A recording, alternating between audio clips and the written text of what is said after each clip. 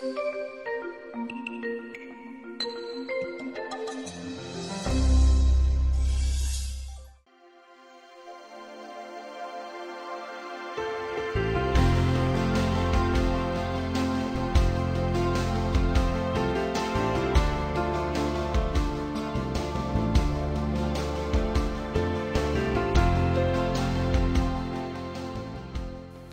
to the second session on alloys. In our previous lecture, we talked about the history of metals. We defined what is an alloy. We also looked at the basic classification of alloys as ferrous and non-ferrous. And we looked at the properties of some of these alloys and how those properties can be modified.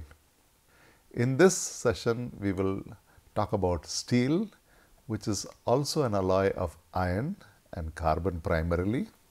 We look at the history of how steel was manufactured, and we'll also look at some common steels and their applications.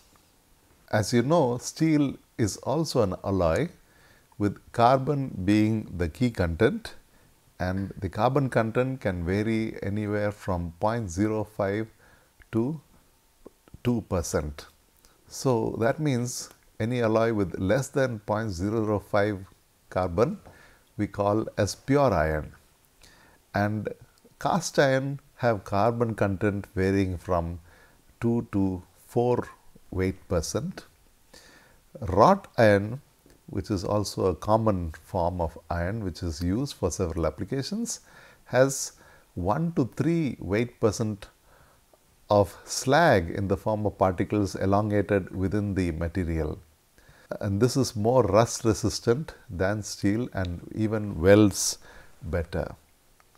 Looking at the history of iron, we should go back to the 12th century when people were beginning to make nuggets of pig iron, and they were hammered together, and the slag particles which were sticking to them, they became elongated, and we could make strong material. And this was used to make weapons at that time. And as you can see, the iron which combined with carbon formed very strong alloys, and with the slag particles present in them, they were able to make weapons which were used in the warfare of those times. But with the passage of time, the production methods were improved, particularly in the 17th century when larger amounts of iron could be made, and that helped in the shipping industry of those early stages. And then in the 19th century, Sir Henry Bessemer came up with the Bessemer process, which made steel making inexpensive, and that began the age of mass production of steel. Here is the Bessemer converter. The pig iron which was got from the blast furnace, which had up to 4% carbon and other alloying additions, were charged into this converter and heated, and oxygen was blown through this molten metal, and the oxygen removed the carbon and other alloying additions. This charging was for a period of 10 to 15 minutes. So that is how steel was made from the Bessemer converter. Okay, there are two ways in which steel is commonly produced. The first is using the Bessemer furnace, which is used to make ingots. Here the molten metal is poured into molds, and we create ingots which then go through a forging press and a roughing mill and create billets and bloom and slab and so on. The other is when you continuously cast. In this process, we pour the metal into a tin dish and run it through a mold, and you are able to continuously create a billet, bloom or slab or semi-cast structures. Let us look at the Bessemer process little more carefully. This is given by Henry Bessemer in 1850.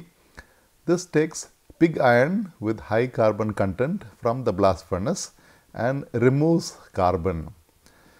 And with the blast of air through the furnace, the reaction of oxygen with the impurities such as silicon and magnesium forms manganese forms oxides and gets removed as slag, along with carbon, which also escapes to the atmosphere. The Bessemer process lowered the cost of steel making, and the molten metal was then poured into ingots. Nevertheless, there were problems with reducing phosphorus. Phosphorus could not be reduced because the oxygen is blown only for 10 or 15 minutes in this Bessemer process.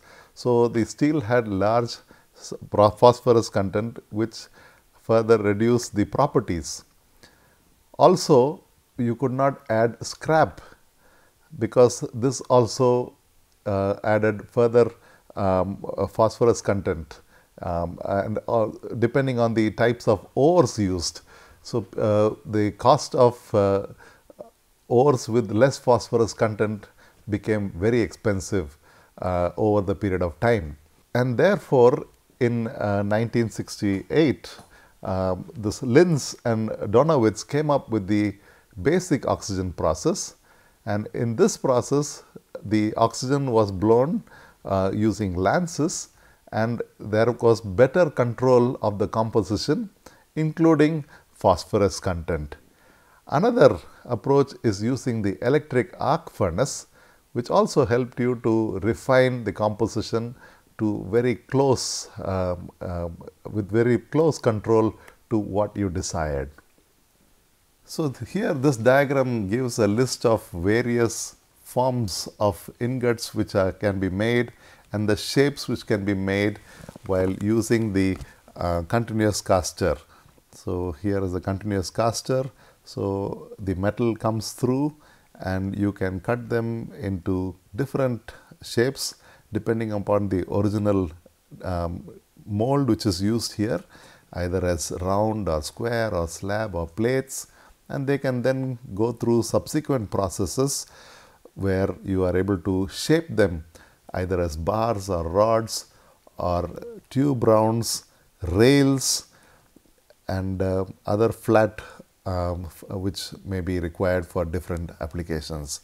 You can even further process it to achieve cold rolled sheets, and also go through a tin mill process where you coat these material to improve corrosion resistance or to make cylindrical pipes and so on.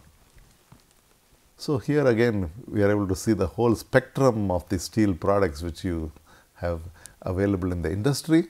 So, if you look at this particular chart, you can see that the composition also plays a role.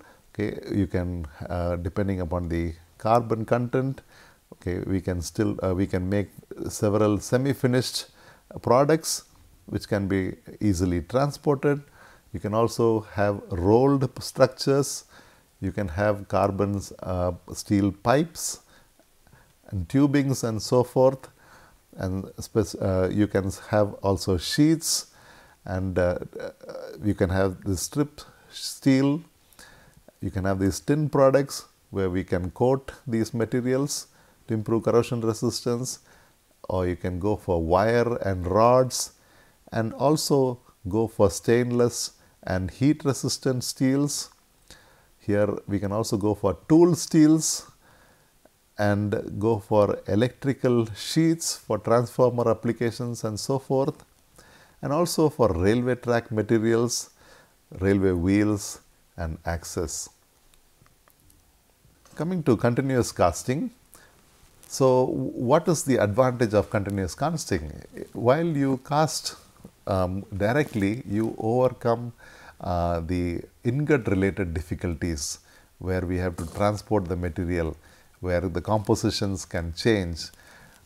So, also piping and entrap slags, and also it is more cost effective because remelting is not required. And looking at the process itself, the molten metal continuously flows from the ladle into the tundish, and then through a bottomless water cooled mold the metal passes through, which is cooled using water spray, But this does not fully cool the material so that it becomes a solid. It's gets straightened, and further it can get sized, and finally you can cut off the sizes that you want, and therefore you can get structural shapes that you desire. So here is a schematic diagram of a continuous casting process.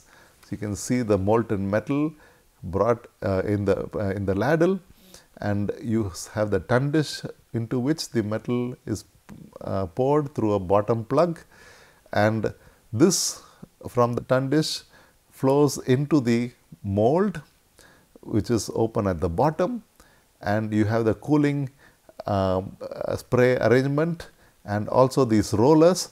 So you can see that when the metal passes through the open die, only the skin, the outer layer, is solidified, but as the metal travels further, you can see that the eventually the entire material is solidified, and then you can cut off at the points that you require. And this is again to show you different shapes and objects which can be got depending upon the sizes and the shapes. Their terminologies vary. So I would suggest that you can pause and have a look at each of these shapes and the sizes which is of relevance here. Coming to ferrous metals, when we are talking about ferrous materials, we are basically talking about steels. Pure iron, as you know, is soft and ductile, and it is not of much practical use. But then when carbon is added and also other alloying elements, we are able to produce a whole set of alloys, and they find many use. The amount of carbon is important because it immediately determines the property of the material. The one property which can easily be determined is the hardness. The hardness is dependent upon the carbon content, and since we have a whole set of alloys varying from 0.1 to 4 weight%, the hardness also increases directly in proportion to the amount of carbon. Looking at steels, the classification, you can immediately see that the lowest carbon content, they are known as low carbon steels or mild steel, and then you have the medium carbon steel, high carbon steel or tool steel, and these alloys are in increasing order of carbon content. We also have alloy steels when we add elements other than carbon to them, okay, and these are primarily stainless steel, high speed steel, and so on. So let's take a closer look at some of these alloys. First of all, low carbon steel. It's also known as mild steel. So on the right, the diagrams there show you some of the useful products which are made using these materials, which have anywhere between 0.05 to 0.25 weight% carbon. It's not very responsive to heat treatment. Nevertheless, it is tough, it is ductile, and it can be easily shaped. It can also be easily joined. So welding is possible, it's machinable, and it's not expensive. On the other hand, its properties are fairly low. The yield strength is about 270 MPa, and the tensile strength is only about 500 MPa, and the elongation about 25. But it has very poor resistance to corrosion, and it is primarily used for general purpose such as making screws, nails, car bodies, and other structural steel application. Medium carbon steel has carbon varying from 0.30 to around 0.58% carbon, and this material can be heat treated, but only in thin sections, because in thin section you can remove heat very fast, and it's stronger than the low carbon steels that we have seen earlier, but on the other hand it is less tough. It has good wear resistance, and materials like railway steel and track gears and structural steels, and including garden tools, are made with these materials. High carbon steel, also known as tool steel, has carbon content varying from 0.5 to 1.5% carbon. It is harder and stronger, but on the other hand, it is less ductile than the previous two steels that we saw. It is almost always used in the tempered condition. So, you have to give an additional heat treatment to achieve the best properties in this material. It has good wear resistant because it is hard, because of sometimes carbide additions in the element, and things like tools like knives, dies, cutting tools, razors, springs, and high strength wires are made using tool steel. High carbon steels are steels with 0.6 to 1.4 weight% carbon.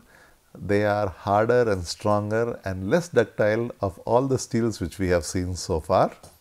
Almost always they are used in the tempered condition, and they are especially wear resistant. These steels form hard and wear resistant carbide along with the alloying elements which are added to them, and therefore they are used as cutting tools, dies, knives, razors, spring, and high strength wires. The next class of material is cast iron. Cast iron has anywhere from 2 to 4 weight% carbon, and therefore cast irons are also brittle. They also have 1 to 3% silicon added because silicon improves the fluidity of the molten steel. They become liquid easily anywhere from 1150 degrees centigrade and above, and therefore it is suitable for casting. And cast iron products are also inexpensive, but they are very hard and brittle. They are strong under compression, and they are also machinable and wear resistant. There are 4 types of cast iron: grey cast iron, nodular cast iron, white cast iron, and malleable cast iron. Some of the applications are engine block, engineering vices, and machine parts, as are shown in these diagrams. White cast iron is hard and brittle. It has good wear resistance, and its uses are in making rolling and crushing equipment. Grey cast iron has good compressive and tensile strength, machinability, and damping, and its uses are in making machine bases, crankshaft, furnace door, and engine blocks. Ductile cast iron has high strength and ductility. It has uses of in making engine and machine parts. And malleable cast iron, this is a heat treated version of white cast iron. This is the microstructure of these alloys. You can see that there are graphite flakes which are present in a ferrite matrix, but by suitable alloying addition and also by heat treatment, these flakes can be converted into nodular. In that case, you can improve the ductility of the cast iron. With certain other heat treatment, you can even transform these nodular the graphite into a rosette form. And this is another form which is the pearlitic structure with the pearlite matrix and the cementite present as these bright faces within this pearlite matrix. To understand the microstructure better, we should look at the phase diagram. So, this is the hypoeutectic portion of the diagram. You can see this range is the most popular domain where cast alloys cast iron are chosen. The carbon content varying anywhere from 3 to 4%. And here you can see these alloys, depending on the rate in which they were cooled, the microstructure also changes. So, if you cool fast, you have perlite and cementite present, which we saw in the last slide. And if the cooling is slower, then you do not give, you give more time, and the perlite structure is enveloped everywhere, and you have graphite flakes present. And if the cooling is even slower, then you have the alpha phase, the ferritic phase, within which the graphite flakes are present. Now, this fast cool structure can be further heat treated by holding at a moderate temperature of 700 degrees centigrade for a long enough duration, and then cooled once again. You can form a perlite and this rosette graphite phase, which we talked about. This is the perlite with the rosette phase. Or if you cool slowly, you can have the alpha phase, the ferritic phase, and the rosette graphite formed here. So, these structures are malleable cast irons. On the other hand, with alloying additions such as magnesium and cerium, we can form nodular graphite, okay, and based on the cooling rate, you would have either a perlitic or a ferritic matrix and the nodules of graphite which are present within this base. So, here are a list of properties of the cast iron which we talked about and the microstructure. Here are the designations based on their grade and the compositions.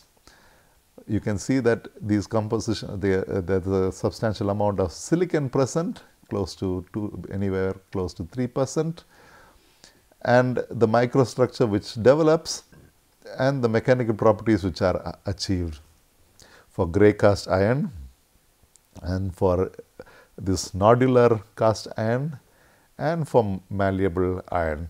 I would request you to pause and look at some of the applications which are listed on the right of this table. To summarize this session, we have looked at steel. What is steel? We looked at the history of the manufacture of steel, starting from the early crude methods to the Bessemer process, which made steel cheaper and more efficient, easily available to the masses. And we also looked at the improvement on that, which is the basic oxygen furnace, and we looked at various types of steels, including cast irons and their specific applications and properties. In the next session, we will look further into the microstructure and properties of steel, and also ways in which heat treatment can be employed to change these properties. Thank you.